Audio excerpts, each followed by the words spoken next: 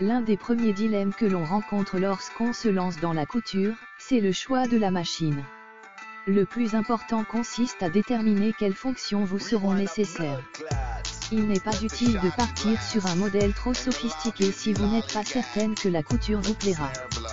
Mais gardez également à l'esprit qu'une machine bon marché ne sera pas toujours une bonne affaire. L'idéal c'est à la fois une machine simple d'utilisation et proposant suffisamment de possibilités pour vous permettre de progresser.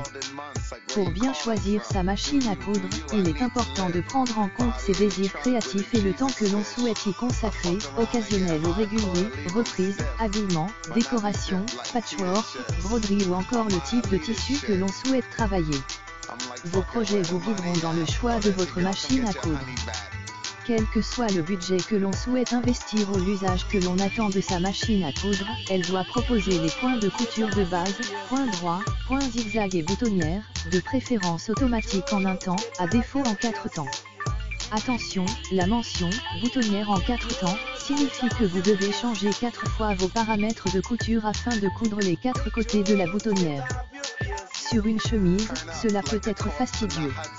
Le point pour couture stretch, ou élastique, s'avère utile pour travailler les tissus extensibles comme le jersey par exemple.